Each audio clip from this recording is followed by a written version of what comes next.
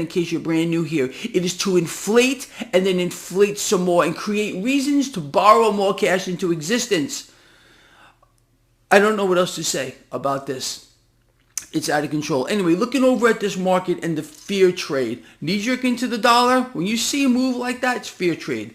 You got the 10-year yield selling off. The bond market is selling off. People, again, this is another thing that's getting almost no attention in the mainstream media. We are in some kind of a twisted environment. This is the largest sell-off, the most vicious sell-off in bonds that we have ever seen in history. This has never happened before, what we're seeing right now. It's getting almost no attention here. And all this boils down to is we are in a full-blown, full-on liquidity crisis. It's drying up. I can't tell you what a threat this is to the people of the world. Honestly, we are marching very rapidly towards a locking up of the system, a credit freeze. A credit freeze. Again, I've warned about this repeatedly over the years. It's happening. We got this liquidity crisis getting worse. If this gets any worse from where we are now, and I expect it will be, this whole system is going to lock up. You will not be able to gather goods that you need to survive. Your debit card will not work. Your credit card will not work. Transactions will stop. You understand? That was the real problem. Oh, this drives me crazy too. And people don't know what was going on during the financial crisis. The real reason why, or the main reason, the only reason why Ben Bernanke was rushed into Congress to tell them that they had to pump billions of dollars into the system to free up the credit markets, because it was locking up. We were right at that moment where the system was starting to lock up. Those billions of dollars that were pumped into the market was to free up credit. That's what it was. And of course, the banks needed to bail out, which the banks are getting. Let's talk about that real quick, okay? The next bailout or bail-in that these banks is going to need is going to eclipse what happened last time by exponents. The financial system today has never, ever been worse off. I want you to think about that, okay?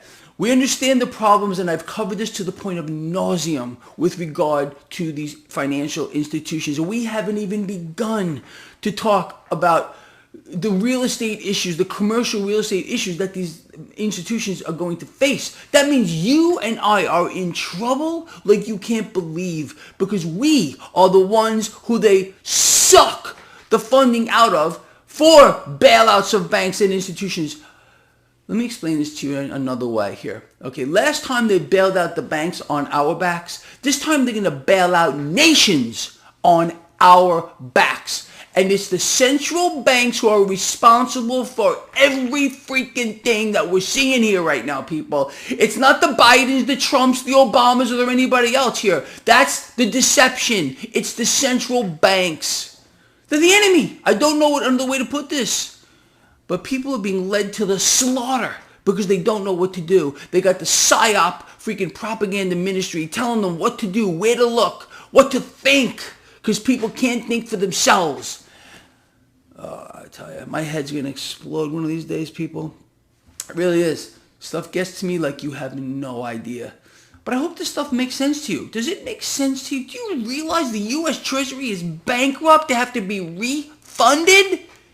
Doesn't that sound pretty ominous to you? Yeah, it is. Okay, it's done. The Federal Reserve, in collusion with the central banks, have solidified their position of power. And the more debt they're called on to issue, the stronger they become. I tell you, man, it's absolutely too much. Thank you, Sir Anthony.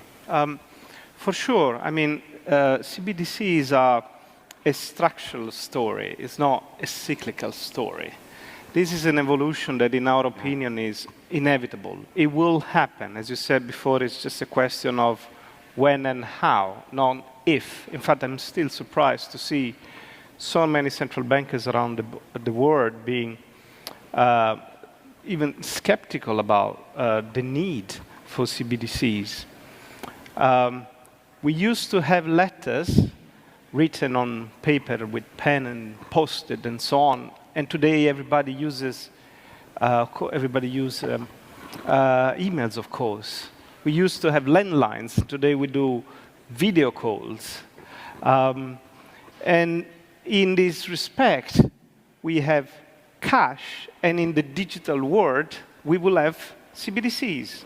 It's as simple as that. Use cases will come.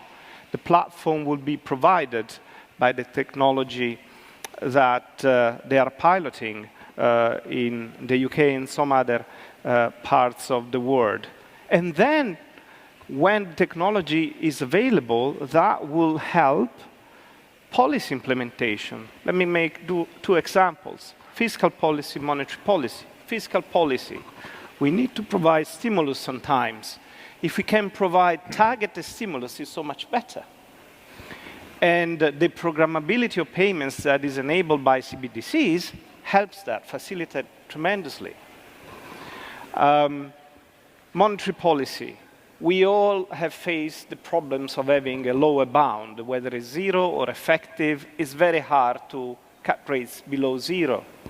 Why? Because you have cash that can be used as a substitute to avoid, say, the negative deposit rate. But once cash will be slowly phased out, I'm not saying immediately, but slowly phased out, then potentially central bankers can implement very negative interest rates. So the zero will not be a bound anymore. It will be just one of the many numbers out there. And the yield curve can be steep even when long-term rates are so low. That's the challenge that we have faced in the last few years.